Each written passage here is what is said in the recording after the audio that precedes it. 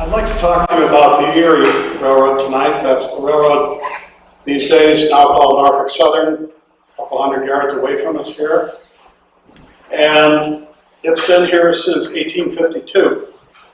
It's fair to say that there would be no Dalton. Dalton would not exist without the railroad that came here in 1852.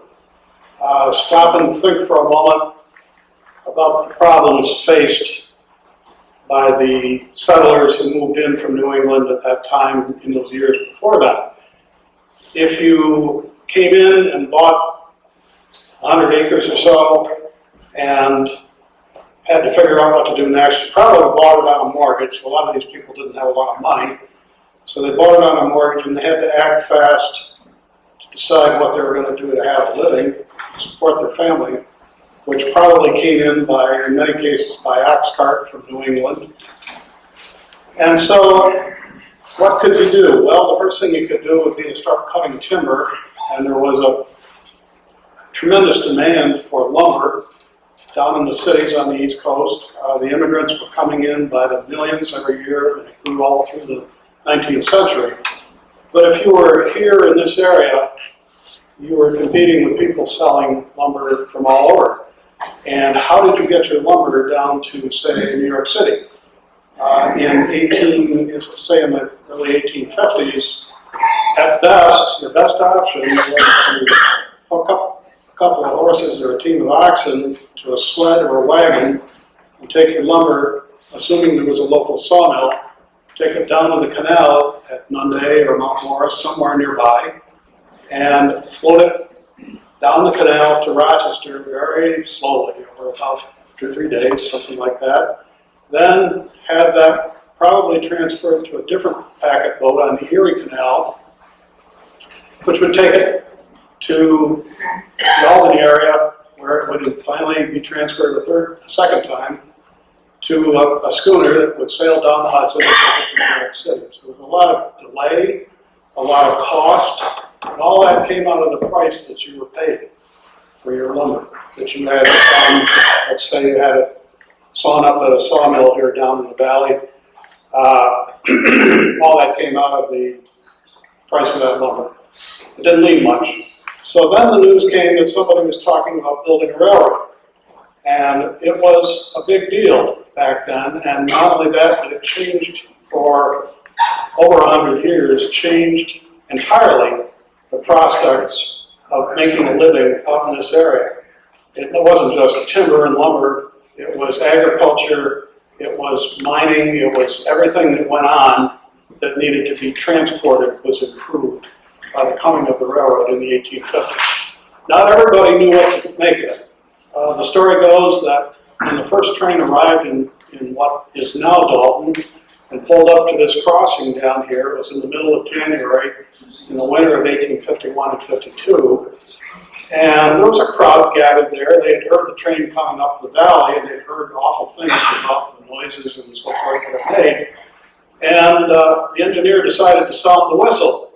And a little girl who was standing there holding the hand of her mother heard that whistle, and she thought it was the scream of a panther, and she jumped into a snowbank to hide. It took a little getting used to having these trains go through. Well, the railroad was finished in 1852 and we're off to the races. This is the Erie at River Junction. Now, River Junction was a so-called tower. That's a tower. And it was the place where an employee of the railroad controlled the switches for the junction between the Buffalo division that ran from Hornell to Buffalo and the so-called river line that ran from River Junction down to Cuba, over above the Genesee River. And this is a really good, sharp 1948 photo. The diesel locomotives are brand new. And anyway, I put it up here so you can see the Erie when it looked great. I got to learn not to point at the screen, instead point at this magic machine. I keep thinking the pictures come out of the screen. Tom Cook for the website, I'm stealing this from you, Tom. You created a handy little map here. I just wanted to show quickly where Ross's Crossing is down at the county line on this side of the town of Nunda. And here we are in Dalton.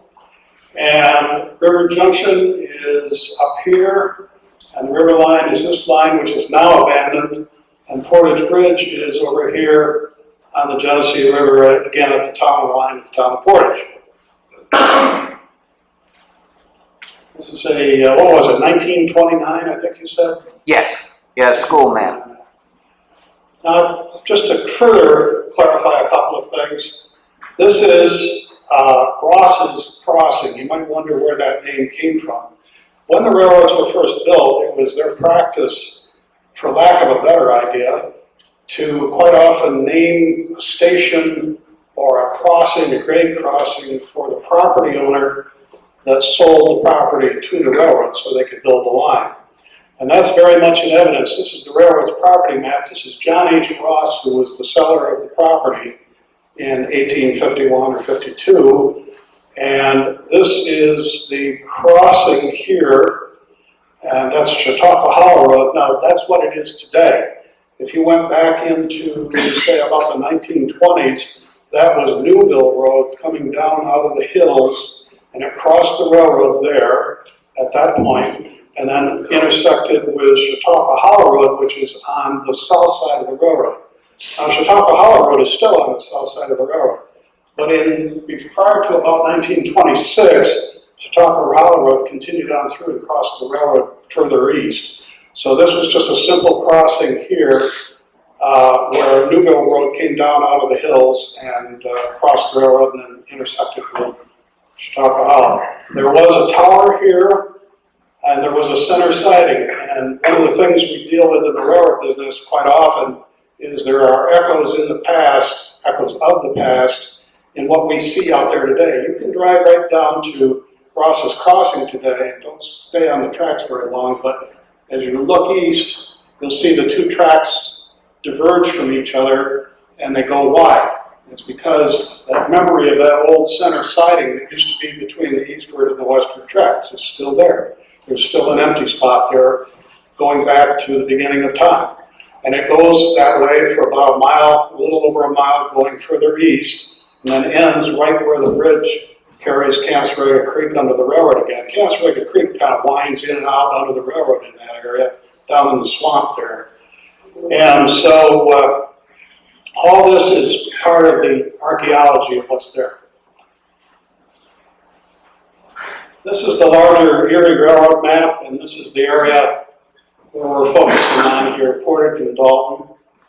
And the Erie was a railroad that ran from Chicago and New York. This is Jersey City on the Hudson, opposite New York on this end, and ultimately this goes on out to Chicago. So it was one of four major competing railroads with New York Central, Pennsylvania Railroad, and so forth, Baltimore, Ohio, that competed for very, very large amounts of freight moving between the Midwest and the East Coast. And Erie was a very aggressive competitor. I got so many pointers, I don't know what to point at. So we'll go back a little bit to the beginnings of it. This is a courier and ice print that showed in a very imaginary way the picture at Hornell, which was then called Hornellsville, about 1880. And it shows trains coming in from the west here and trains coming down from Buffalo here. And that is basically what happened at Hornell. They mixed and matched, classified, switched, and made up new trains for the east. In 1842, the first piece of the line between Buffalo and Hornellsville was completed. That's very early.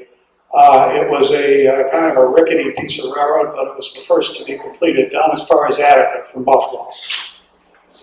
In 1851, as I said, the New York and Erie Railroad, I didn't say this, actually, excuse me, New York and Erie completed its main line from the Hudson River to Dunkirk, but didn't build to Buffalo. But private interests, the Buffalo and New York City Railroad, decided that they were going to build a railroad from Hornell up to Buffalo, and that was completed the next year.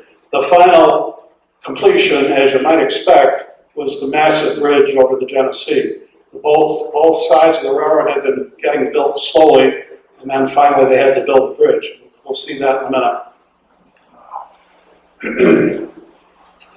My ancestor, Luther Thompson, you've heard that name tonight, was one of the stockholders, but he being a very conservative farmer on the state road here, just north of Dalton,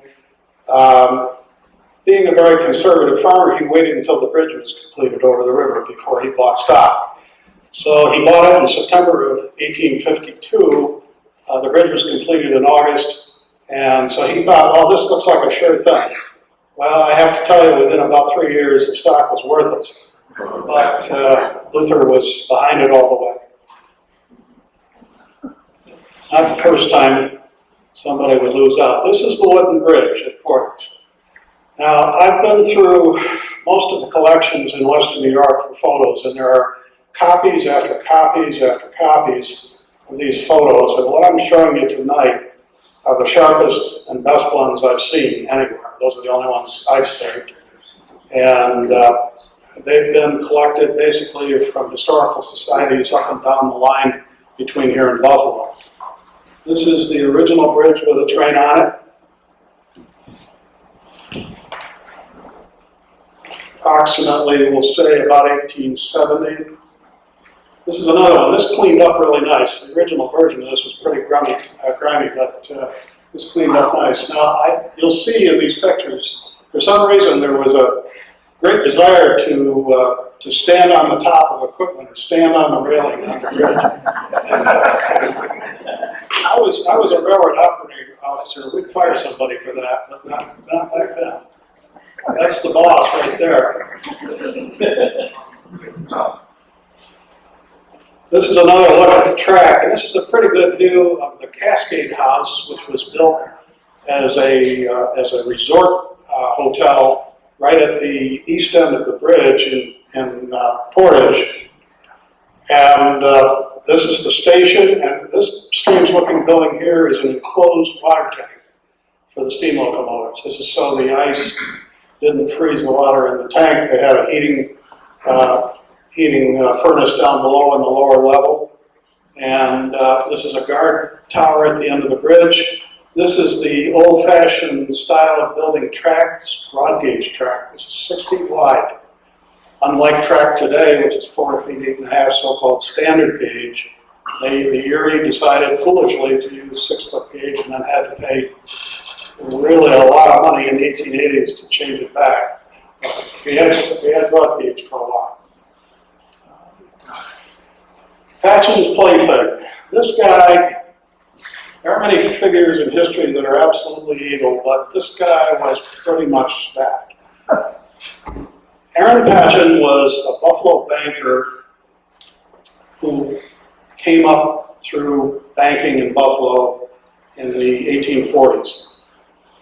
We had a big recession in this country, the first major, really big Depression-style recession in 1837. And it continued for 6 years. And it wasn't until about 1843 that things began to turn around in the economy. And so Buffalo and Western New York were really hard hit. And so if you go through the newspapers in about 1844, 1843, 1842, you find one ad after another signed A.D. Patchen, and these are foreclosure ads. These are legal notices foreclosing on people. And that's what Aaron Patchen, A.D. Patchen, knew how to do, was foreclose. That's the kind of banker he was. He'd get you in debt and then he'd foreclose. Well, he did that to the railroad. He became first the treasurer of the Buffalo, New York City Railroad. Then he made himself the president. I mean, he had a board that went along with all this. And the bondholders were in New York City and apparently didn't catch up to it very quickly. And so by the time they did catch up, he had mortgaged the railroad to the hill, and then he foreclosed. So basically in 1855, he had completed the process of stealing the railroad from the stockholders. And the real difficulty was that he owned another line from Corning up that connected with the Erie, from Corning up to Avon, and then over to Batavia, and he built a new line from Batavia down to Attica to connect with Attica to Buffalo, which was already built, which I mentioned. And so he had another group that he controlled. And he wasn't very much interested in the line from Attica through Portage and Dalton down to Hornell. That was very little interest to him. And on the other hand, he didn't want anybody else to get it. So for about 6 years, this line came very close to going right out of business. There was one train a day, and it was not a very attractive train. If you wanted to ride it, it was connected with freight service, so it was a mixed freight and passenger train. And when, in 1861, the Erie Railroad finally got fed up with this situation, because it was hurting them too, they got fed up with it. They went behind his back and took him to court, took the whole thing to foreclosure, foreclosed on him, and bought out Hornell to Attica. And literally in Dalton, it says in the paper, in Nunda Station, they had a public meeting to celebrate. That's how big of a deal it was. So in 1863, the Erie acquired the rest of it from Attica to Buffalo, and things got back to more of a normal situation. This is an 1869 map. I like this for one reason. It shows turnout on the map, which doesn't appear anywhere else. It's that I've seen. Here's Nunda, and Nunda in this case means Nunda Station, Dalton. And turnout is the switch down at Ross's Crossing where the center siding was. So they decided to put it on a map for a change. But this shows the alternate, I'm sorry, I didn't want to do that. Okay, quit pointing it. Wrong place. Okay, now, one more time. All right, this is the other route, see, I was telling you about. This was the one that Patchen controlled. He wanted to use this. It was longer, it was slower, and it had more grades than this one. But he controlled that, and he made more money sending trains that way. And so we suffered here for 6 years. That's why they had a celebration when he was done. Patchen went crazy in 1862. He literally, the first time the Erie tried to run a train through to Buffalo on the lines they had just bought, he still had some control over the track gangs. And up in Attica, he ordered the track gangs to rip up about a mile of track east of Attica, so the train had to stop in the middle of the field. And at that point, the board of directors finally concluded this guy's off his rocker, and so they eased him out. But then what happened within about 6 months was his wife had him committed because he was basically selling off their fortune in Erie bonds piece by piece, and she didn't agree with it. So who knows who was in the right and wrong? You know, I'm not in that marriage, but she was as tough as he was, and she got rid of him, and he died a year later. Okay, we come to Portage. This is a well-known event. William Letchworth wrote about it in great detail, 1875. The bridge was a funny thing. The Erie complained when they took over the line in 1863, and then 3 years later in the 1866 report, they complained that in 3 years' time they had spent over $1 million catching up on the repairs of the bridge that Patchen didn't do. And the problem with the wooden bridge was that the wood rots. And so you had to continually go in and replace it. So this bridge was really primed to be caught on fire, and all it took was a spark from a locomotive. And the debates will go on forever whether this was done deliberately or not so that Erie could replace it. But it was a dramatic event. That's what it looked like the day after. That's a little piece of the track sticking out, and you're looking right down into the gorge. They put up the new bridge in 41 days. Tell me how that would even be possible today. We would still be writing letters to the federal government. And just to show off a little and test it, they put 1, 2, 3, 4, 5, 6 engines out there at a time and kept adding engines to see how long before the bridge fell down. Finally stopped. That picture has been copied so many times you can see good, bad, and different. This is another one of these trains. You see, here they are again. Railroad employees, brave. There's another one, at least nobody's standing this time. This one seems to be moving. So the bridge was quite the thing. Very spindly though, even when it was new, there were questions about whether it was strong enough. I love this picture. This is the way you can almost feel what it's like to be a passenger on one of those cars. What they did for most trains was stop on the bridge, so passengers could get a good look. And go home and tell about it. In the 1880s, the line was double-tracked and standard gauge. This is not easy to see, but there are actually 3 rails here in the crossing in Hornell. This is the old Canasteo Street crossing, before there was a subway or a bridge overhead. And the 3 rails are to accommodate both standard gauge and broad gauge equipment. And this pinpoints the photo to right around 1876. And the reason for the 2 different gauges is the Lehigh Valley had a contract to use the Erie between Waverly and Buffalo, and the Lehigh Valley was running standard gauge equipment. So what they would do is both share the same track, but the Erie, actually the Lehigh paid the Erie to lay down another rail. And eventually that got to be the only rail. But it's interesting in this area because at the same time the Erie was building 2 tracks, so the eastbound trains could be on one track and the westbounds could be on the other. And up about from just this area, from Ross's to Portage, it appears from the research I've done that the second track was built, but the standard gauge was coming so fast that they built it standard gauge and never used it with the broad gauge until they converted the following winter. They converted the other track, the existing track, to standard gauge. So they actually were that committed to it. Now this was a huge project. You had to have new engines. You had to have new freight cars. Everything had to, the wheels had to come in to 5 or 4 foot 8.5 inches as opposed to 6 feet. Big project that went on for years. This is a standard gauge locomotive at the Hornell shop. I'm only showing you as much Hornell as I need to here, but Hornell is awfully important. And this is about 1880. The river line was one of my early projects. 30 years ago, I wrote a 3-part article on the river line, and it's still one of my favorites. The reason for the river line, which again ran from Hunts, at the time it was called Hunts with an S, Hunts down to Cuba, was this. On the existing main line through Allegheny County, you had these tremendous grades. And it was a real problem, especially for the westbound freight, but also for the eastbound. And by the early 1880s, certainly by 1883, they knew they had to have another line.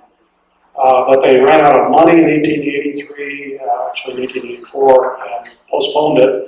And the whole problem came back around after a couple of recessions. In 1906, again, we're faced with booming traffic, and the Allegheny Division main line through Wellsville and Cuba was choking on traffic, and they had to have a new line, so they decided to build it. This was the president of the Erie at the time. It really was his baby. It was one of 3 major projects that he launched. Fred Underwood was his name, and really a great president of the Erie Railroad. The man behind the scenes who actually put up the money that you could say bailed out the project, because the project started out but then ran out of money. And the man who stepped in was Edward H. Harriman, who is one of the most famous financiers of the railroad age. And I like to put this up here and make a point about it, which is that Harriman, by careless historians, Harriman is often described as a robber baron. And those people will find some details in his career that might suggest that. But actually, for the most part, Harriman took over struggling railroads and pumped money into them and made them successful. And he came close to doing that with the Erie, but then he died in 1909, and that didn't help. So Harriman, from 1906 to 1909, was really the godfather of the river line. And in my view, I said this in the article that I wrote 30 years ago, it would have been good for the New York State Department of Education to put a historic marker up there at the Belfast Bridge that said Edward H. Harriman, said something about Edward H. Harriman, because people would never know otherwise. This was the line, River Junction. It went down the river or up the river actually, to Fillmore. Now there I go doing the Dalton thing. Up south, down the river, up the river. Okay, I gotta stop that. Fillmore, Shango, Belfast. Shango was about approximately where the Canada Reservation was. So that's why it's named Shango. I named the tower after Chief Shango. Belfast, near the bridge, Black Creek, and then Cuba Junction. 32 miles. This is, I'm going to show you quickly here some photos from the construction of the river line. This imposing looking fellow, I got this photo from a lady who 30 years ago was in her 80s, and her father was one of the engineers, one of these surveyors, engineers on the line, and she didn't know who this guy in the middle was. Her father's not in the picture. I found out later on, by comparing it to some other photos in Railway Age magazine, this was the chief engineer of the railroad, and actually turned out to be one of the most famous railroad engineering people in the pre-war era, before World War I. His name was Francis Lee Stewart. He later on built a huge project on the Baltimore and Ohio Railroad, but before that, he built three big projects on the Erie. So he's out here in the area around Mudville. If I say Mudville, does everybody know where I'm talking about? Okay. Over on the river, up grade from Portageville, and this side of the river. And a muddy area if you're there on a rainy day. So they're over in the Mudville area. This is another group of surveyors. This is probably a more typical group without the chief engineer around. I would have liked to have been one of these guys. This would be fascinating work. And this is how they got the steam shovels. I'm a little fast. Okay, there we go. This is up around Rossburg. And that's how they got the steam shovel across the river. You built track. These were not tracked vehicles. They had railroad wheels on them. And you built some temporary railroad track ahead of them every few feet. And that was pretty laborious stuff. But then you had thousands, literally a couple thousand, relatively low-paid immigrant workers to use too. And that's part of the story here, is that 1907 was the peak year for immigration of them all in the United States. It peaked. And after that, it began to gradually decline. And so right in the middle of this, the Erie is able to literally send contractors overseas to Europe and hold out passage tickets on steamships to bring over people to work on the railroad. And after they were done, presumably they'd go to work on another railroad. But that wasn't the way they approached it back then. You didn't have any assurance that was going to happen. But in the meantime, for a year or two, you had a good job and you got passage to the United States. But it was tough labor, and I'll show you some of that in a minute.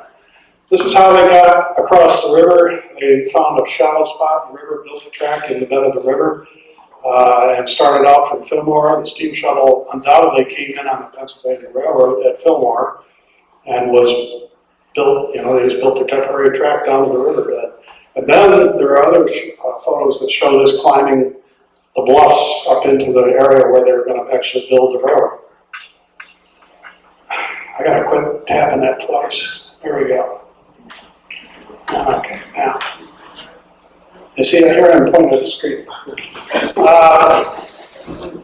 This is how they excavated. They used these little dump cars, and this is a so-called dinking engine. That's what they call them. They're little steam engines. Again, all on temporary track. The steam shuttle would be dumping it over into the cars, and these cars would dump sideways. These are the faces of a few steam shuttle operators. And as you can see, like I say, a lot of these fellows were imported directly from Europe. Many of them Italian. Not all, by any means. There were also Hungarians and Poles. Some Russians. There's a dinky engine up close. This has got to be in the Mudville area just from the looks of it. Now, sometimes the dinky engine didn't end up in the right place. The way you build them was you build a wooden trestle out of green timber, and sometimes they weren't built well enough, and so this one went through the trestle. This is awfully close to Mudville. I'm not sure exactly where, but I'm pretty sure, I think. There's several photos of this area. And you notice how they're all standing around like, look at us, look what we did. even broke, so you got the point. Okay, this is part of what I wanted to show you here. This is, Short Track Road is over here. Here's the railroad going west to Buffalo. Here's River Junction. And you come over here to Petticoat Road. This is where Petticoat Road used to go over the railroad. And you can still see the cut where it went, where the railroad went under it. And then you come down here, Bailey Road's in here somewhere. There's Bailey Road where it went under. This is so-called tunnel cut number 1. Now, this is a very interesting geological formation. This is actually, I believe, what the geologists referred to as the mud dam, the prehistoric mud dam that dammed up the Genesee. And this is the east end of that mud dam. And the railroad had to cut through it, and they thought they were going to build about a 1,200-foot tunnel. And the problem with that tunnel was it didn't want to be built because the workers would go in one day and excavate a hole and then come back the next day and find it all filled in. And the Italians were a little superstitious about this, and it got to the point where the Italians refused to go in there. And so there was on the verge of a strike, and the railroad, to solve this problem, brought in 200 black workers from Alabama. It was an unusual step. I'll get to where they were kept here. Station 148 fill, we're going to talk about that in a minute. And then the famous Mudville fill, which was far and away the largest. Now, if I hear people talking about the tunnel down that way.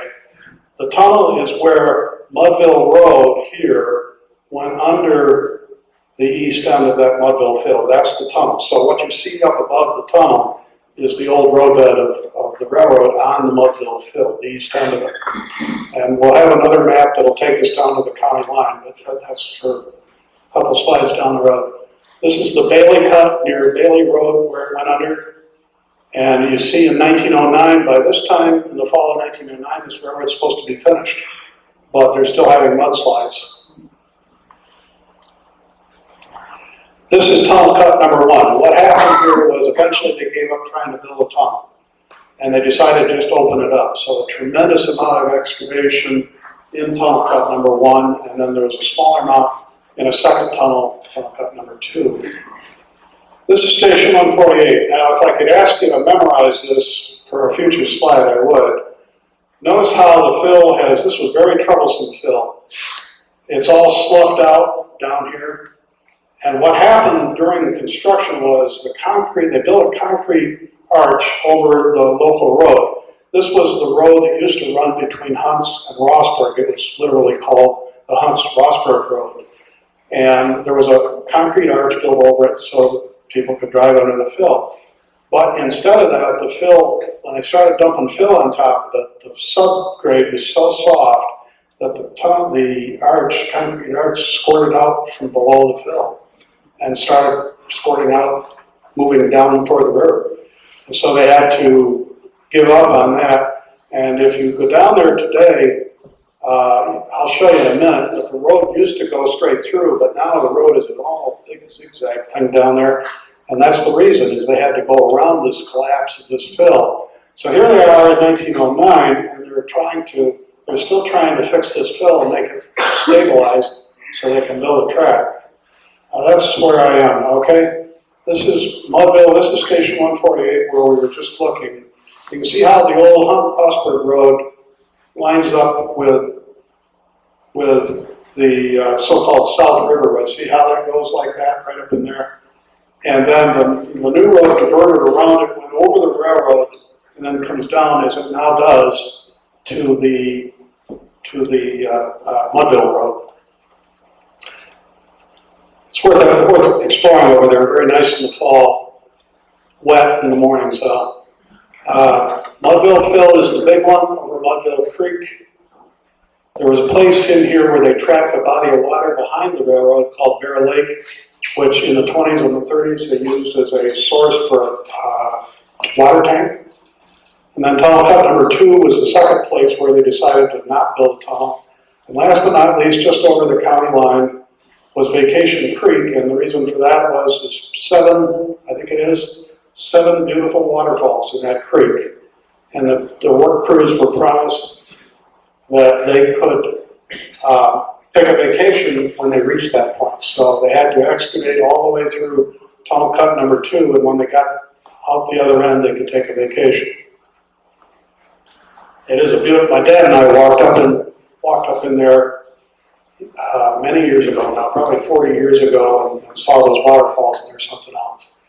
This is the Mudville Fill early in the construction, and it shows the little community of buildings and so forth that the railroad built to supply the needs. There was a bakery that apparently baked some very nice Italian bread.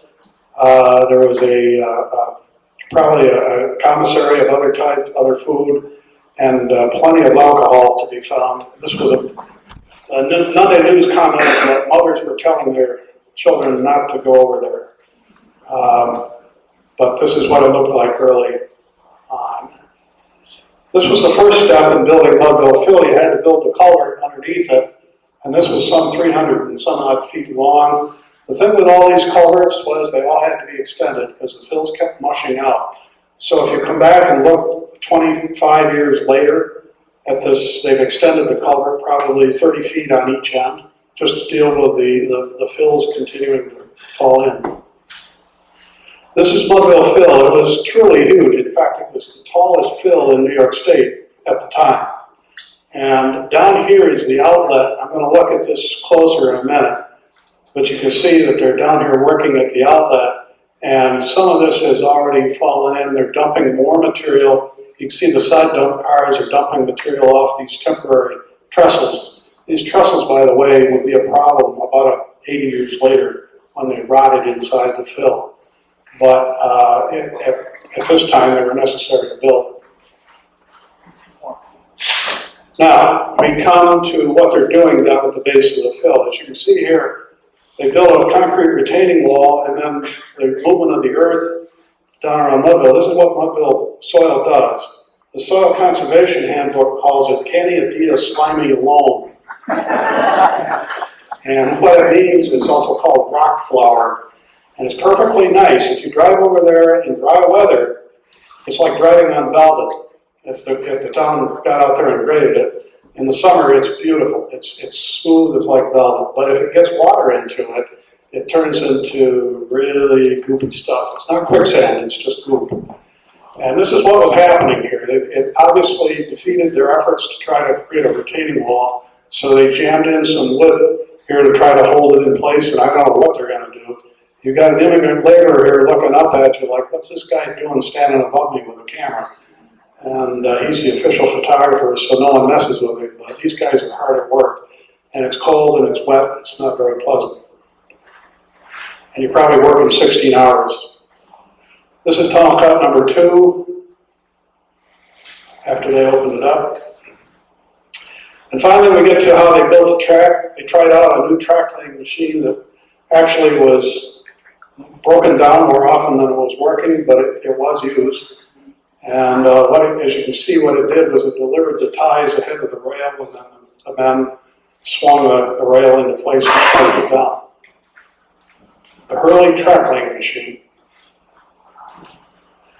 After the line was opened in 1910, there was still a lot of work to be done to just keep it in place. I mean, it didn't stabilize for a good 20 years. So this is a track named Mudville. How do I know it's Mudville? Because you saw, even in the 70s, you saw these wooden sluices built down the side of the hill to try to channel the water away from destroying the railroad. Just channel it into the sluices and get it out of there. And so these guys are, this is a track gang right around the Mudville area. Obviously, one guy's an immigrant, I would say probably from Russia. But this guy is actually from Cuba, New York. He's the foreman. His name was Bill Van Dyke. And that's where I got the photo from a grandson of his. And these other guys, who knows where they came from, but they're obviously, I think in many cases, from the construction gangs. This is the River Junction Tower. This is in the collection of a Portage town historian. Tom provided it to me. And this is after it was built in 1912. That tower, this is the complex of tracks at River Junction. This is River Junction Tower, which we just showed you the picture. This crossover here was the main crossover to go from Hornell. You crossed over here and then down this track to go to Cuba. And the problem with that crossover from the tower operator's standpoint was that the crossover was designed for 30-mile-an-hour operations. So the switches were very, very long. An ordinary 10-mile-an-hour switch is probably about 250 feet long. These were more like 400 feet long apiece. And when you threw the lever up in the tower to throw the switches to line a train over from the Buffalo Division to the river line, you threw both switches at the same time, which means 400 feet that way is a switch, and 400 feet that way is a switch, and you're throwing them both at the same time. There's no power involved in it at all. It's all connected by pipe and gears. So you have to be strong enough to throw a switch at that distance, of that size, and that weight. And the story goes, and I got it from Bob Smith, that one of the tower operators was a fairly short guy. These levers came up out of the floor, and they were wooden at the bottom, and they were encased in steel at the top. But you put your foot down and you pulled the lever back and locked it in place, and he couldn't quite throw it. And so what he did was he braced his feet up on the lever itself and tried to use his weight to throw it back, and the wood broke off, and he fell with his back against the radiator, and he got time off for about, I guess, 30 days until he was healed up. They were a little hard to throw.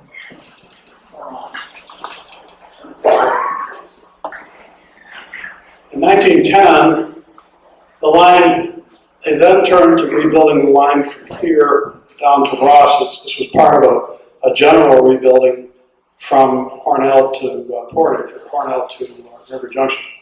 And that was to complete the overall rebuilding. And so actually, not a bit of the line here at Dalton. The only portion from the end of the curve down east of this to the beginning of the curve west of us that's on the original center line is right at State Street. They shifted the whole thing in order to ease the curves. But the real problem was that Dalton, from Ross's to Dalton, was a short, sharp upgrade. And they had to keep a pusher engine down at Ross's to couple on to the trains that were going west.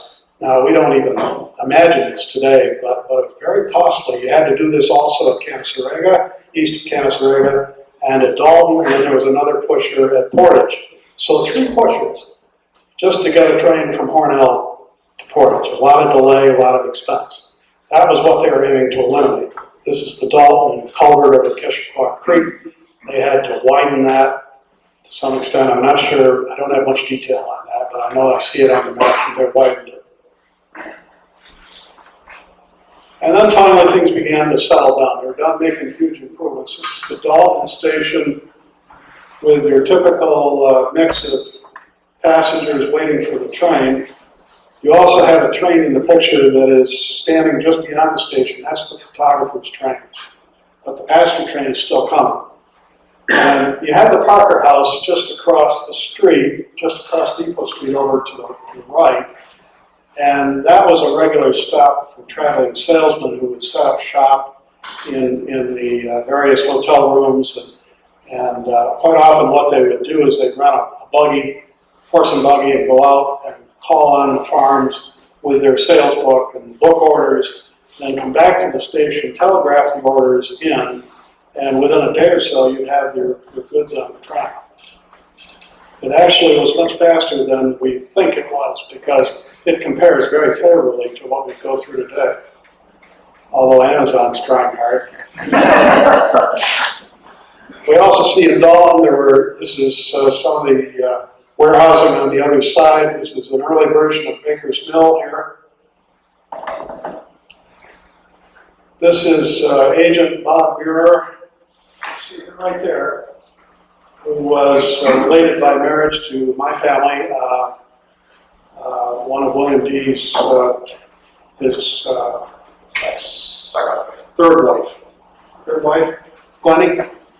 Glennie was third wife, and Bob was her father, the Erie agent at Dalton. Story goes about Bob Muir, and I got this from my dad, that one time he took one of these wagons and was unloading baggage from a westbound passenger train standing at the station, or excuse me, from an eastbound passenger train.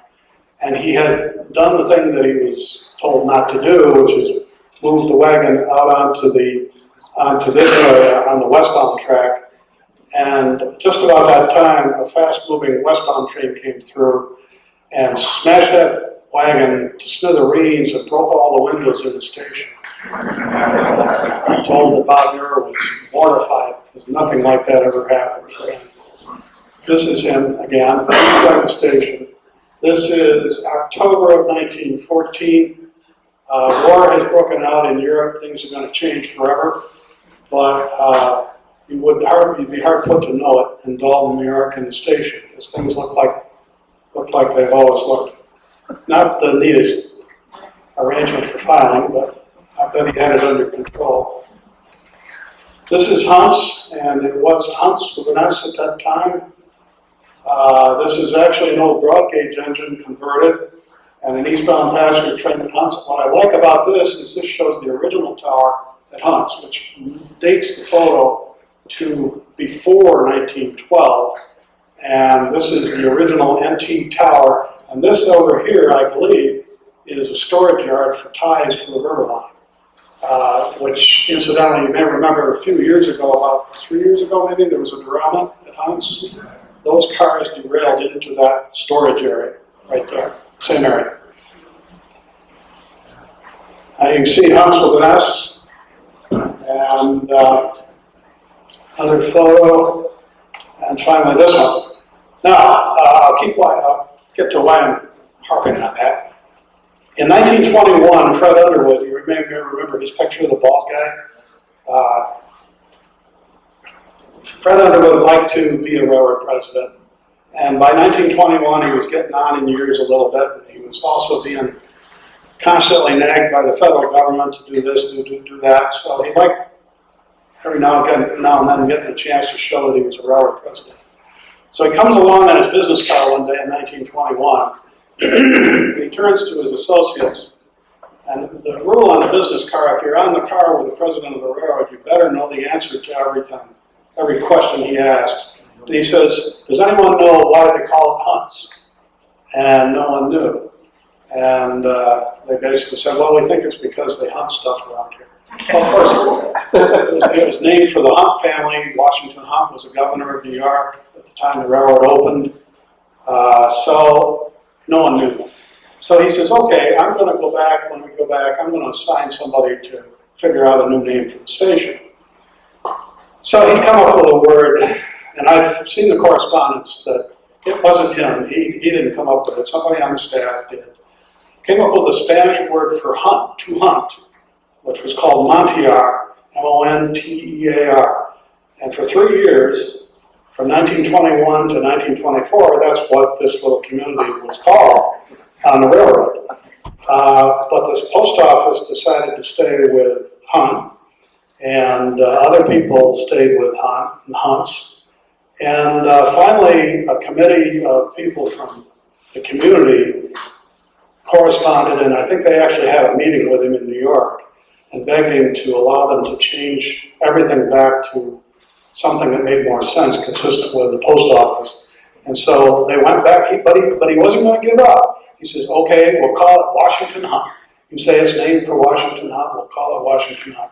So right now, even up until the 1980s, in the railroad timetables, it wasn't Hunt, it was Washington Hunt.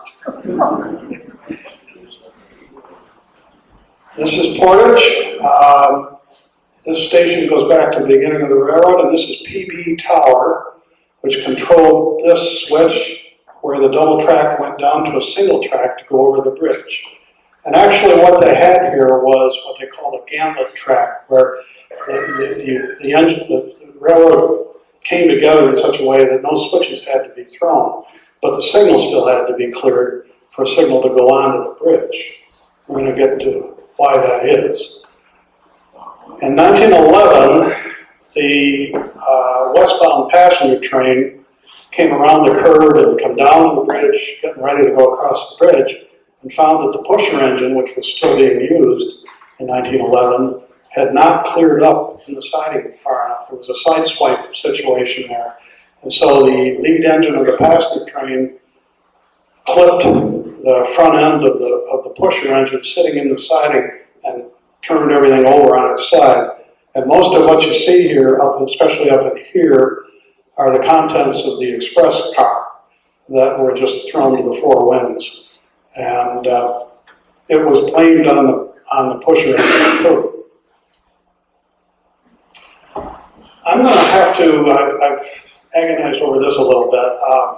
I'm currently working on the subject of this guy, but we'll have to keep it short because I can just go forever on it, and I don't want to do that tonight. This is 1911, and the parties who robbed an Erie freight train in Niagara Falls near the Union Carbide plant were caught, and the leader of the gang was a fellow named Burt Perry, and that's him. Thank you, Tom. My brother Tom found this online. This is from a 1920 passport application. This is the way he looked in 1920. The guy was an out-and-out criminal. He was a born criminal, and I mean born criminal. And you can find as early as age 15 he's being arrested. And he got off the 1911 arrest because the grand jury refused to indict. I don't know why, but the grand jury let him off the hook. Now, I'm not going to try to ask you to read this, but essentially it all came to a head in 1924, and I want to read some details that might make more sense, and if you can see any of this, then so much the better. In 1922, a 2-year wave of train burglaries begins with Train 77 east of Dalton. Train 77 was the top westbound merchandise train with valuable merchandise on it. And in that train, they ripped off carloads of new shoes that were being shipped to the Midwest. And what they did was down around the curve here, they threw them over the bank. They got into the train probably in Hornell. They climbed on board the freight cars in Hornells, hid between the cars, let it slip out of Hornell, without being seen, hopefully. That was not easy to do. But their real trick was they had a so-called rope ladder. If one of their guys could get up on top of the car, which there were rungs on the side of the car to do that, climb up on top, hook the rope ladder to the running board, throw the rope ladder over the side, then climb down the rope ladder and open up the car door and get inside, then you could start throwing stuff off. And that's how they did it. There were other incidents where they used this rope ladder technique very successfully. So I'm thinking that's probably what they did in 1922. They didn't get all the loot. Some of it was the sheriff arrived on the scene. The deputies arrived on the scene before they could clean up all the loot. So some of the boxes of shoes were found lying along the bank just about a mile east of here where the railroad and the road come close together. However, they hid some of it over in my ancestor's barn, Liam Thompson's barn, and buried it under some hay, and he found it there, several boxes under the hay in his barn. And rather than be accused of being one of the gang, he decided he better call the sheriff right away. So he called in the sheriff, and that's how that ended. Now, I want to just run through this. By the time we get this all continues. By the time we get to July 1924, this is just 1 month in 1924, and it's the month where he finally was captured by the U.S. Attorney in Buffalo. The recent burglaries include 2 Erie trains at Ross's Crossing. On the 16th, the Perry gang robs a New York Central freight at Niagara Falls. On the 23rd, another New York Central train up at Wilson, New York, near the lake shore. On the 24th, they steal a shipment of shoes up on the New York Central. They seem to like shoes. On the 26th, this is really good. On the 26th, they halt and rob at gunpoint 2 Lackawanna Railroad freight trains at Wayland. And what's interesting about this was one of the Lackawanna Railroad detectives got on the scene as the second incident was unfolding and actually shot up Perry's fancy high-powered car. And so the cloth covering in the back of the car had 3 bullet holes in it, which the police knew that if they could look for that, they could find it. On the 31st, they tried to do the rope thing trick, the rope ladder trick again at Wilson, New York. And this time they found that the police were lying in wait inside the car. And so one of the gang was shot, and Burt Perry and 3 other gang members were hauled in and interrogated, forcibly we shall say, by the U.S. Attorney and his staff. The U.S. Attorney in question was William Donovan, who shortly thereafter, that summer, was named by Calvin Coolidge to become a top head of I think it was the Antitrust Division of the Department of Justice in Washington. And Donovan went on to become the head of Office of Strategic Services in World War II, which was the predecessor to the CIA. So Donovan's a big name, but this is early in his career. I won't go into the rest of it, but basically, we'll walk through a couple of these. I didn't want to do that. Okay.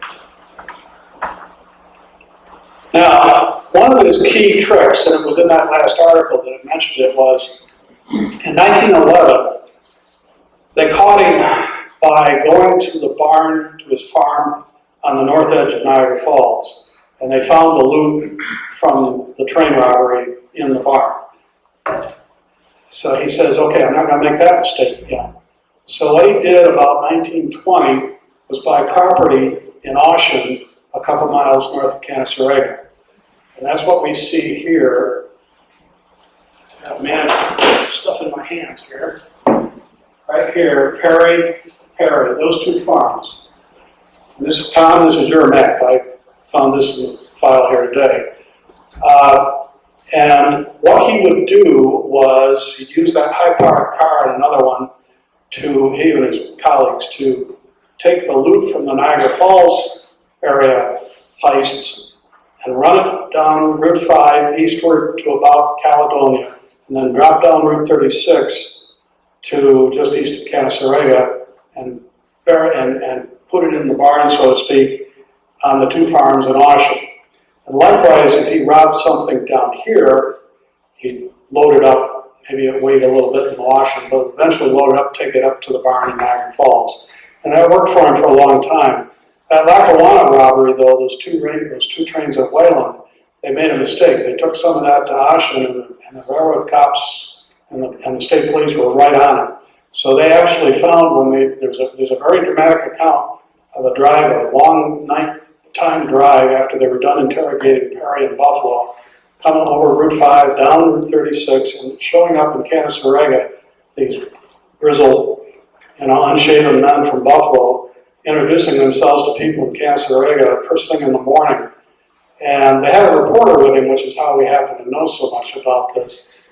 And they claimed that Perry was, the reporter claimed that Perry was way up in the middle of nowhere. I mean, this is what, 2 miles? I mean, it's a back road, all right, but it's not the middle of nowhere.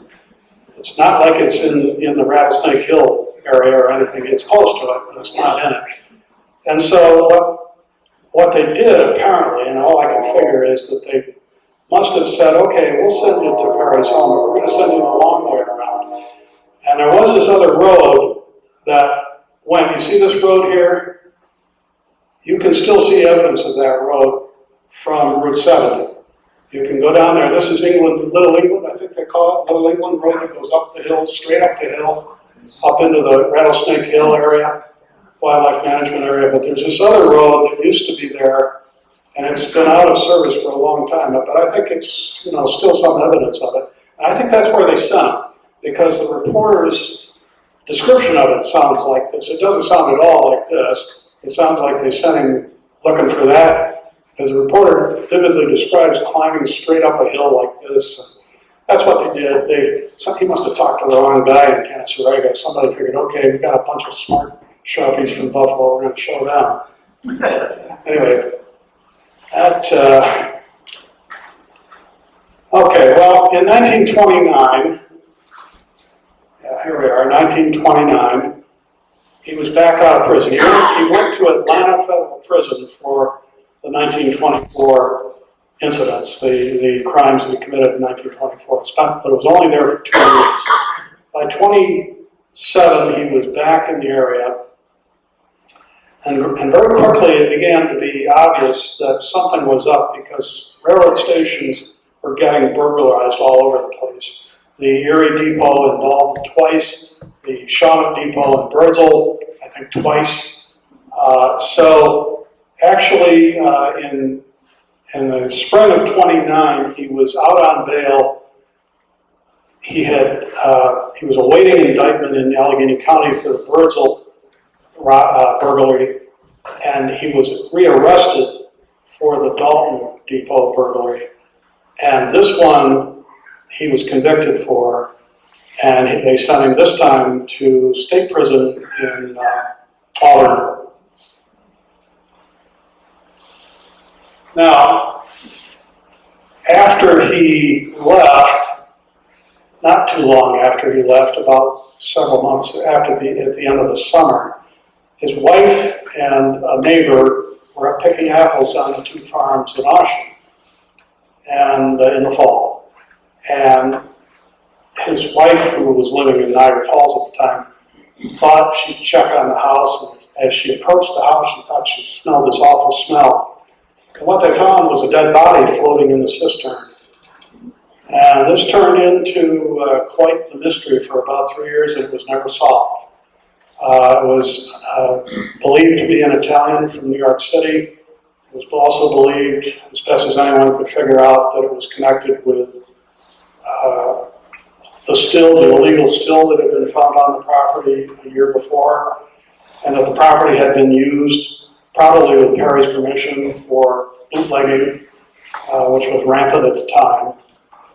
So that mystery was never resolved. He nonetheless came back out of Auburn prison, and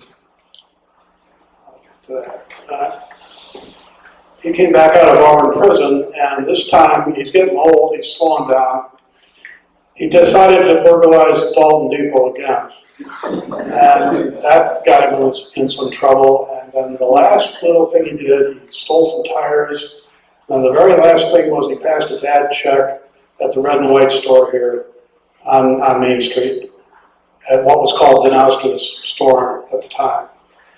And that bad check charge sent him to Attica for 10 years, and I've lost track of him after that. I'm hoping to wrap this up and find out, did he die at Attica? Did he what? I mean, he was about that age. He was in his 60s. He had a hard life, but I can't tell you the end yet. There were other things going on in the 20s. This is the so-called chicken wreck, which was right about here, just east of the crossing. And I write about it in the tuna fish wreck article a little bit. I got this from Tim Smith. The chicken wreck, basically what was interesting about this was 3 cars of chickens, 1 car of meat went over the bank on train 78. And these chicken cars had, see there's a door there. The door was so you could load the chickens, but there was also a small compartment there with a stove, a coal stove for the rider. And the rider was expected to ride along and check on the chickens, keep them watered, and throw off the dead ones. That's just the way they did it. And throw off the dead ones. What else were we going to do?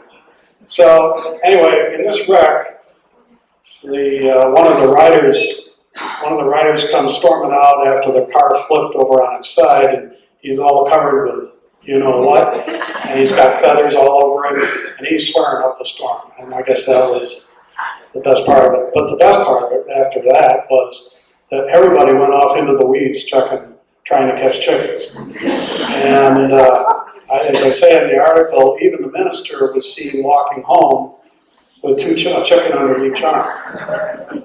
And so the whole town got chickens, but the problem was my great-grandmother, Mamie Thompson, she had her own chickens, and she took great pride in her chickens. Everybody had a chicken coop in those days, and she didn't want anything to do with those railroad chickens. And she was right, because, and my dad told me this, because everybody who took those chickens found that they had what was called coccidiosis, a parasitic disease, and it killed their other chickens in their chicken coop. So it wasn't such a great thing. Now, we talked about the Station 148 fill. This engine went over the side in 1929 when the Station 148 fill collapsed under the train. Two other trains had just come through, and this train pulled out of the siding and came to a stop with the engine over the fill so that the rear brakeman could close up the switch on the siding down at Pennycook Road. And that brought this engine over the fill, and this was in May, and it had been raining for 2 weeks, and Mudville was just slop. And so the whole fill collapsed under the train, and that's what came of it. They did rescue the engine eventually. There it goes again. That's the shoe fly that they built around the wreck for a while. It doesn't look so high on this side, but on the downside of the hill, it's pretty high.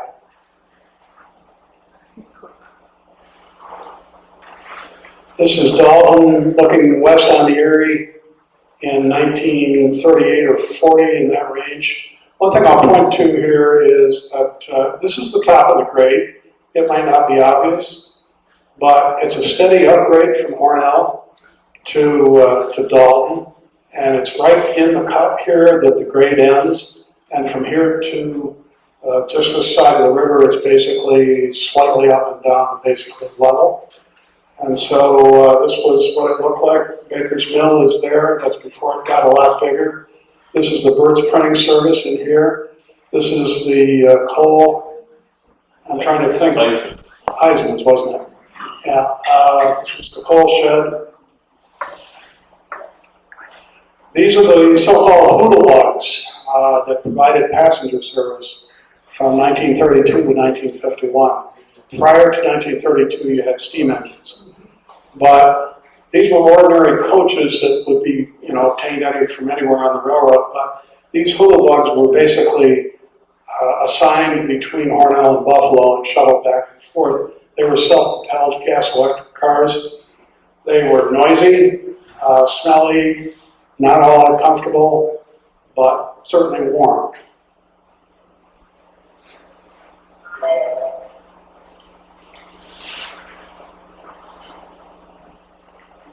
I wonder if I skipped one. I guess not.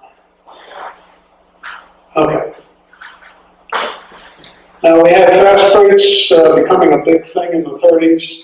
Remember, we're in the middle of a depression, so the railroads, their business collapsed about 33, by about a third in the early 30s. And so they scrambled to figure out what they could do to stay out of bankruptcy. And for the first time, you had an overnight freight from Jersey City to Buffalo, Train 87, which, would go through here about 4:30 in the morning, and you did not want to be in the way of Train 87. Hornell became the place where the less than carload shipments were centralized on the railroad to be transferred from one train to another. The less than carload business was like UPS would be today. Train 77 was the primary LCL train, and they even used it in advertisements. That's at Hornell. And that's a one of the so-called freight Pacifics that were used was a so-called Pacific class engine. These were fast engines for freight engines. And this is what you would have seen on Train 87. This is in Hornell, getting water. The Erie offered direct service to your door by means of contract truckers. You can't get that from a railroad now except through intermodal service, piggybacking containers, store delivery, fast LTL. See, the railroads are really bending over backwards here trying to grab your business. This is the Hornell facility after it was expanded in 1941. They added some tracks. And that's basically what they did. They lined up all these less than parallel. These cars were full of shipments going to different places. And then they put down metal plates between them and moved the freight between the cars all in a few hours, made up a new train and moved that train out of there. It was all done within about 6 hours. This is how it was done inside. This picture is actually from the 50s. Hard work. Had to be done under time pressure. This is one of the, I think it's train 77 actually coming out of Hornell at our port. Perishables were a big thing here. I'll get to that. I know I'm taking some time here. This is at the Belfast Bridge, and that train is full of perishable traffic. These cars are probably probably California produce, Washington State fruits, produce and fruit out of the Texas and Southwest, all gathered up at Chicago and points east of Chicago. And it's charging. He's about 40 minutes out from Hornell, and he has an appointment with the icing dock at Hornell. And so he's going to come screaming through River Junction and screaming down through Dalton. This is a daytime run, but there was a version of this train that my grandfather, Malcolm, referred to. I loved how he referred to this, the New York Midnight Meat Train. And I asked my dad, how could he know that the New York Midnight Meat Train ran at midnight? Was he up? I mean, it wasn't his style to be out at a bar or something at midnight. And my dad said something interesting. He said, during the war, they had contracts to print, for instance, they printed the instruction booklets for the LSTs that were used at Normandy, the landing vehicle vessels. And so he says they frequently worked all through the night, and half of Dalton was employed there at that time. And so that's how he would have known, because I questioned it for many years. Did my grandfather, was he just making this up midnight? Then I looked up the schedules once I got out. And sure enough, New York 98, which was the primary leading perishable meat produce train, was due at the Hornell icing dock at 12:45 a.m. My grandfather was right. I learned not to disbelieve it.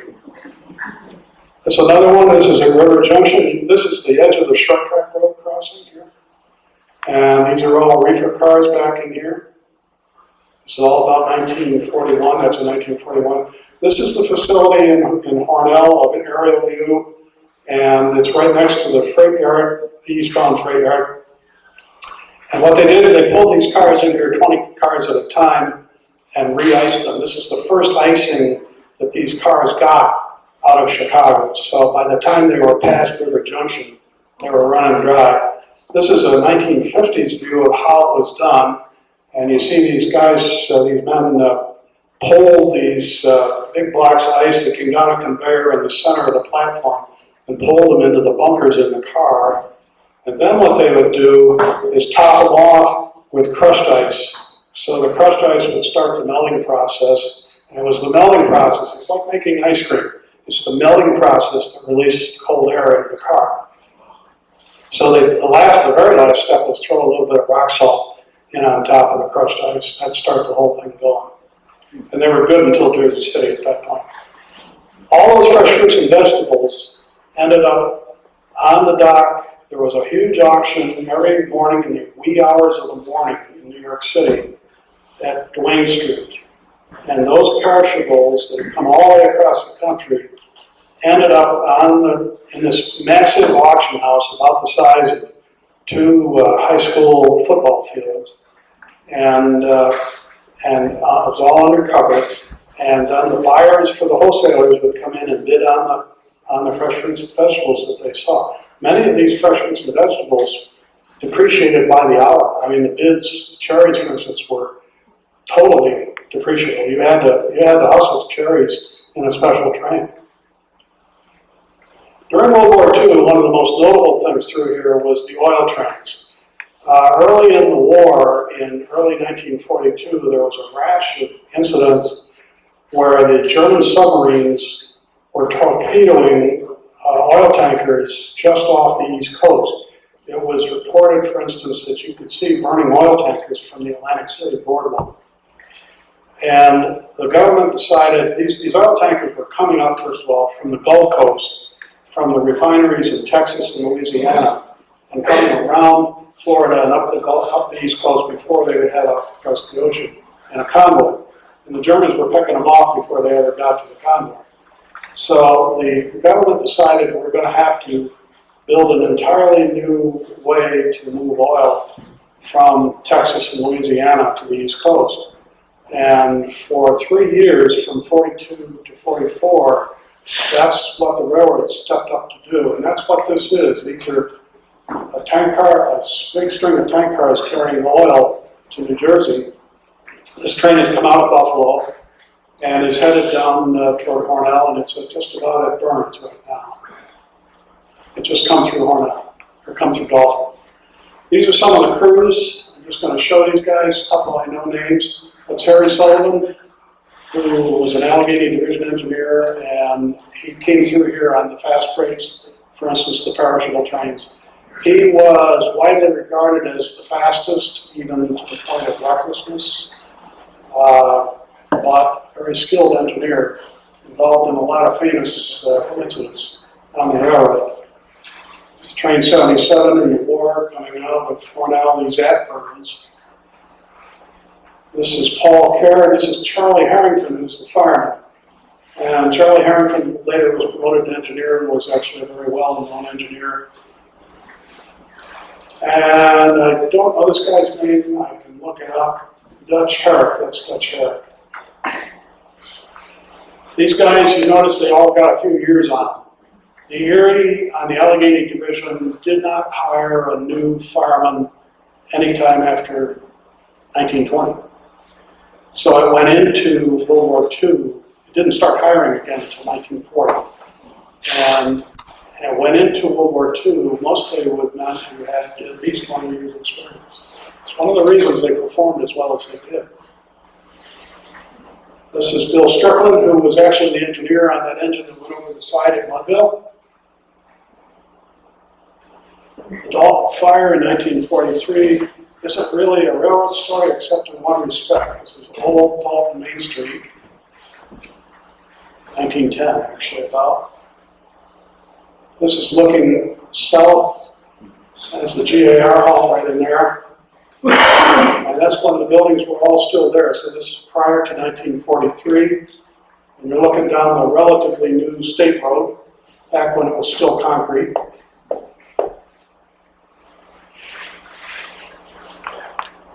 And in 1943, we had a tremendous fire that wiped out most of the business district. I wrote an article about it 50 years ago. I wrote that article. I was pretty young. It had a couple of mistakes in it, but nothing that detracted too badly from it. And it was published, and it's still the only thing on the Dalton fire. It's on my website if you want to download it for free. And I just put it up there a few months ago just to rescue it.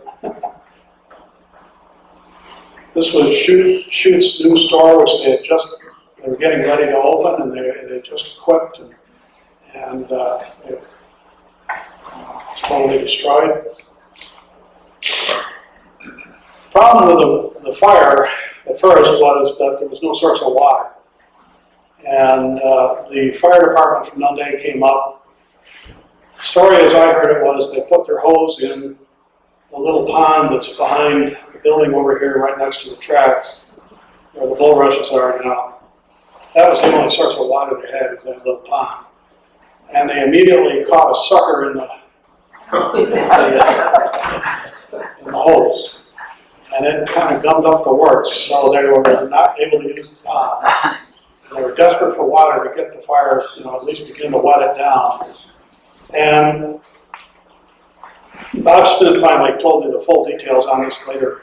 After I wrote the article, it was one of the errors that I had the first time out. But basically what happened was the agent at the depot, Lee Smith, and others present concluded that they could bring the engine over from Hunt's, that was the work train engine that was stationed at Hunt, and use the water in the tank and drain it down just low enough so that they could keep the engine from blowing up. And so the engine had just enough water to get back to Hunt's and fill up again. It's not a very big tank, as you can see. I did find a picture of the exact engine. That's the same engine. So what they did, they got permission from the dispatcher. They wired the tower operator at River Junction to tell the crew to load up the engine, fill up with water, come to Dalton. And so for the first round of wetting down the fire, that's what they used. They dumped their hose in the top of the tank and used that. I'm sure it didn't last long because that tank wasn't that big, but by then you had no tanks and other trucks showing up, so there were other sources, but this was the one that sort of saved the day. Portage Bridge was desperately in need of being strengthened. These smaller engines were the only ones that could be used on Portage, and if you ran a train with two of them, you had to separate it. That's one of the secrets, I think, why the Perry gang was busy in this area, was the train had to stop at Portage, and the train had to stop at Cornell.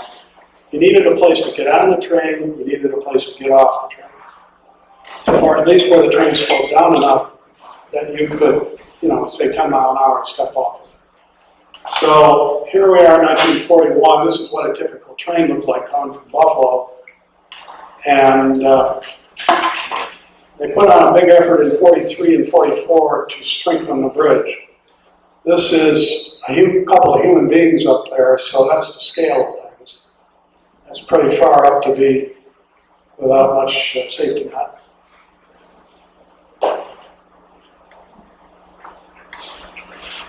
This was the last major rebuilding of the bridge. This is what carried it all the way until the recent replacement a few years ago by the new arch bridge.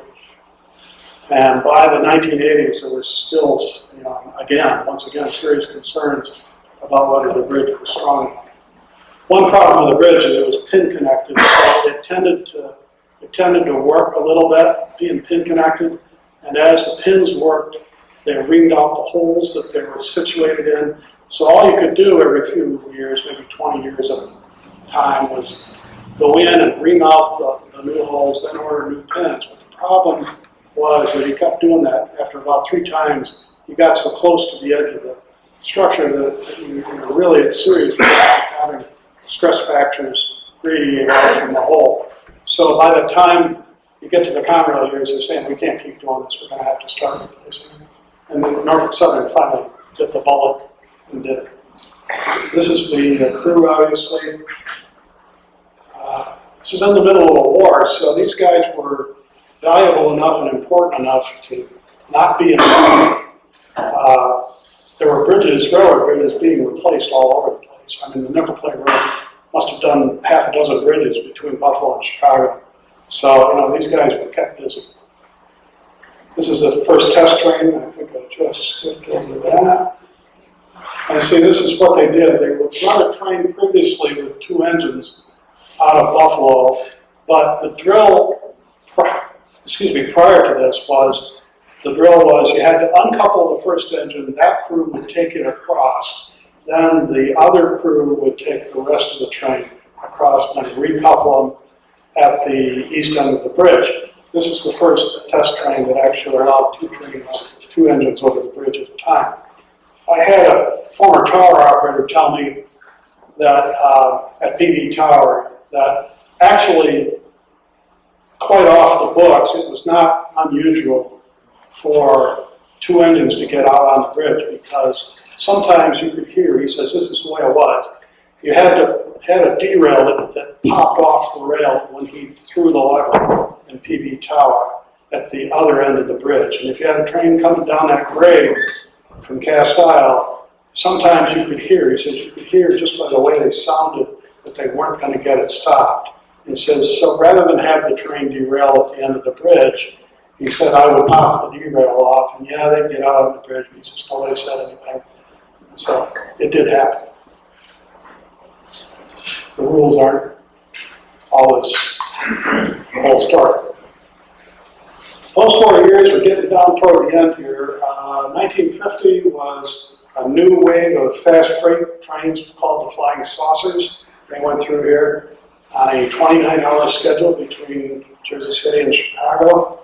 1951, the passenger hula bugs finally bite the dust. No more passenger trains after that, at least here. Diesels replaced steam engines in 52 totally. And there's a new westbound yard at Cornell in 53, and in 54 we start to see piggyback cars for the first time, trailers on flat cars. There's a 1947 wreck just east of Dalton, here out where Chidsey Road, I think this is right, in fact, if I'm not mistaken, it may be the Chidsey Road intersection right there. It's just east of here. There's two photos from that. These are the new diesel trains in 1947. I like that ad. I mean, it basically says not only are we giving you diesels, the trains are getting faster because of the diesels, and also we're giving you newly refurbished equipment. Now, the Erie was cheap because the Erie never made much money, so the Erie was dirt cheap. And they didn't buy new passenger cars. Everybody else bought new passenger cars. New York Central in 1946 placed an order for 1,000 passenger cars, not the Erie. The Erie rebuilt old cars, but they were very, very comfortable. They were heavy, so they rode like Cadillacs, and they refitted them with these long-distance reclining seat coaches, and you had plenty of leg room and plenty of room in general. And I put this up here mainly to say how this compares to airline travel. And how does this compare to airline travel?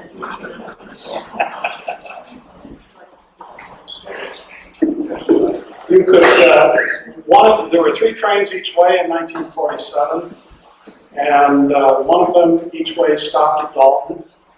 You could make an overnight trip to Jersey City and arrive in pretty good shape. You could, if you were willing, to go to Canasarega or Cast Isle. There was a second pair of trains that stopped there. So the service wasn't really elaborate, but it was useful.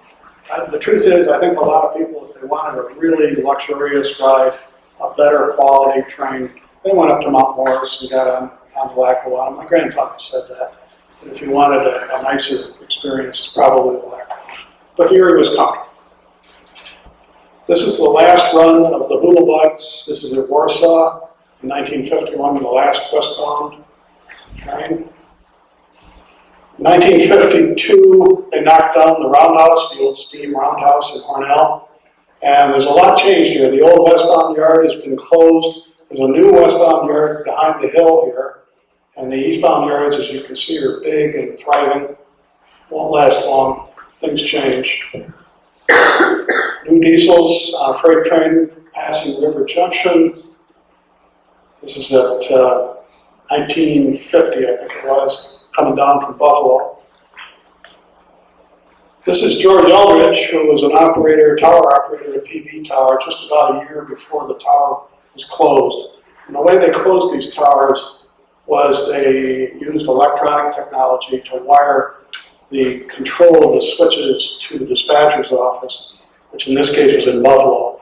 And they put power machines on the switches so the dispatcher did everything with a couple of buttons being pressed, whereas you had formerly a tower operator up there doing the whole thing. This is George on his feeder, which he used to cross the bridge and check on the bridge. This is River Junction Tower after it was closed and converted to remote control in 1952. And this is in 1956, and the train is crossing over to the river line. This is a project at Tunnel Cut number 2 in 1958, where they decided to again dig out Tunnel Cut number 2 because it kept wanting to collapse in on the railroad, and so they went in there with a drag line, an excavator, and dug it all out. The river line never really settled down. This is an empty train crossing over at Erie Junction in 58. And now we come to the 1958 tuna fish wreck. And if you want a keeper version of the photos that you'll see here, it's in the article that's for sale by the Society. I'll show you most of the photos here.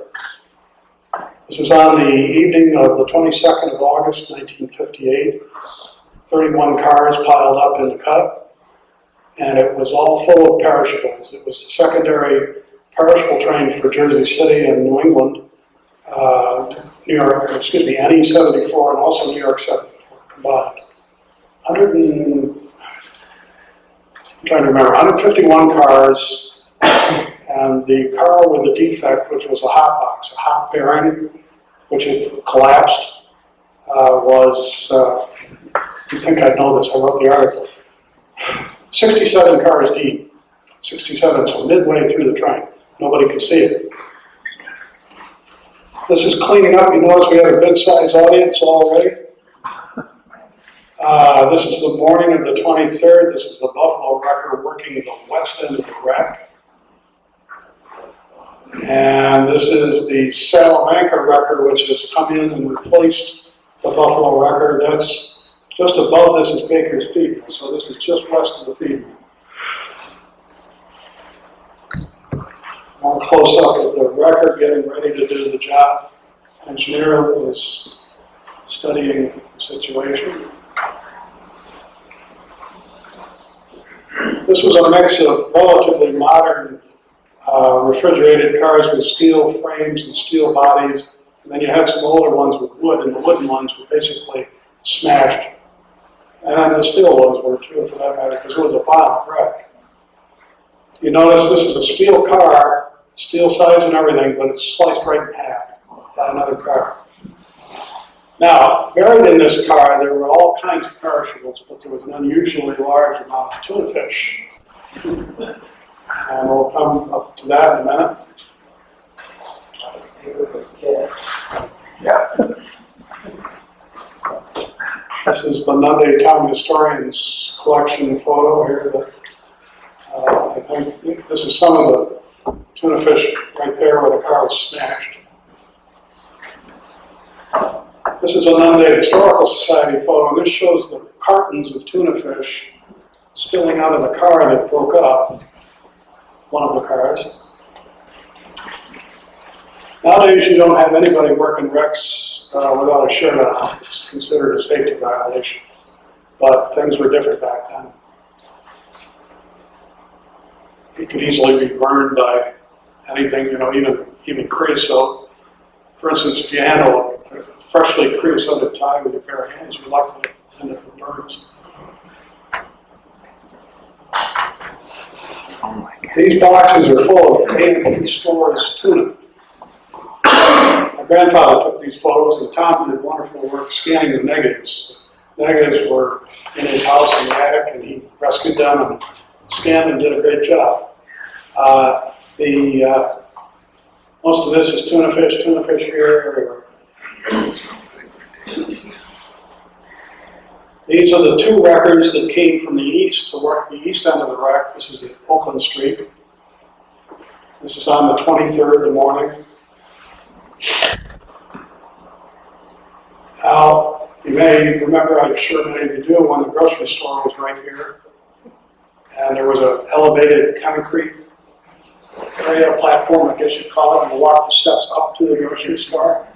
If you were a 4-year-old kid, which I was at the time, that was a great place to watch all this. You got a railing to lean on, and if your grandfather was there taking pictures, you got to hang out with him. It's a great place to watch things. I like the cars too. That's me and my mother. But this is a different wreck. This is in November of 1959. They did it again. They wrecked a westbound train right at the same crossover in the cut. This time there were something like 8 cars, I think it was, on the ground. It wasn't that hard to clean up, but I'm impressed. I think I was hooked on railroads by then. It was 5. The Erie finally got the message. These wrecks were all caused by hot boxes. They were caused by hot bearings that overheated, and it wasn't going to change right away. So the Erie finally, after dragging its feet for many years, finally decided to invest in hot box detectors. And after what they claimed was a big study, I don't think there was much study at all. We had so many wrecks in this area.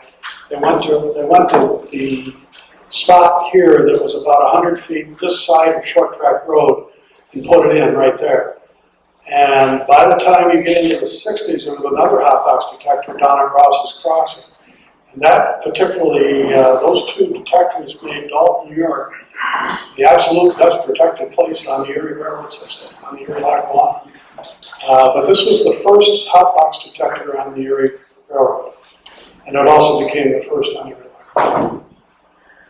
And this is how it worked. It read out on a paper readout in the Buffalo Dispatcher's office. And about a month after the detector went in service, they caught a hot box, and the crew decided to set it out in the siding at Dalton. So what do? They back it into the siding here at State Street, right alongside the Burt's Printing Service. Now that's a 3-story building, all wood frame, and we're going to put a burning car next to that building. What they did, I think of this as so classic. Yeah, they took a iron rod and they fished the burning stuff out of the bearing and put it in the grass and probably tried to stamp it out and said, okay, we got to get back to our train, and walked away. So my grandfather comes out and he finds this fire burning in the grass, crackling away in the grass behind the building, and of course he puts it out, and then he complains. He sends must a phone call or something, but they got the message, and this is the order that came out. And it was an order issued to all Allegheny and Buffalo Division crews. Do not set any cars out next to Burt's Printing Service. That's how it works. We catch things after the fact. In 1959 also, the station closed, and Liam Smith, the agent, retired on the same day. This is in, I'm thinking, straight on June 59. I wondered at first, how can it be June 59 with these white piles behind Nunda because we got snow? And then I remembered, no, that's not snow, those are the lime piles. Remember the lime piles? The bakers always brought in, sitting right next to Main Street. My mother always said, don't play in those lime piles, you get burned. That was Liam Smith's last day. Erie Lackawanna, the merger with the Lackawanna meant that the freight trains were diverted from the line through Mount Morris over to this side. And so for a short time in the early 60s, from about 1962 until 64 roughly, we had as many trains through here in a day's time as we had during World War II. It was about 60 trains a day, pretty heavy.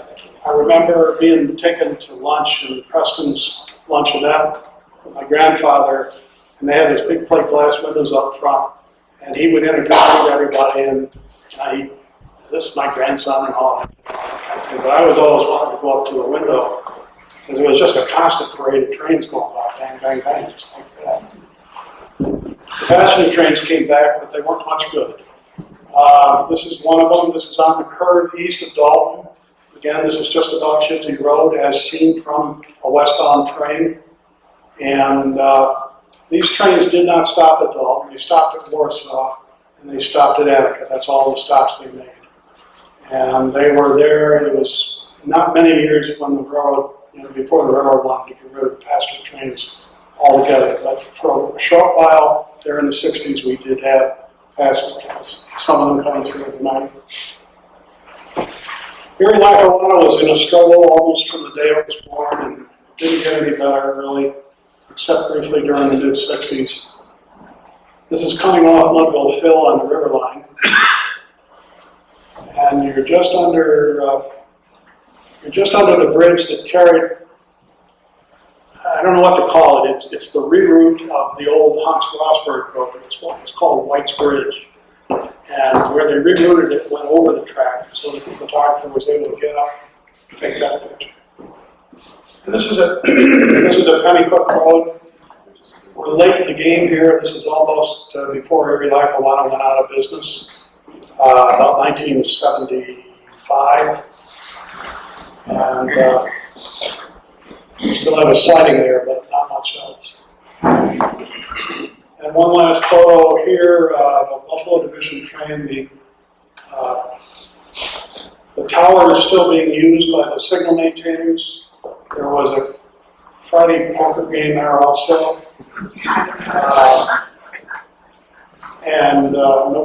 There was signal equipment that was used to run the switches in the basement of the tower, so it was still there, still necessary, but not occupied other than the poker game. And that's it.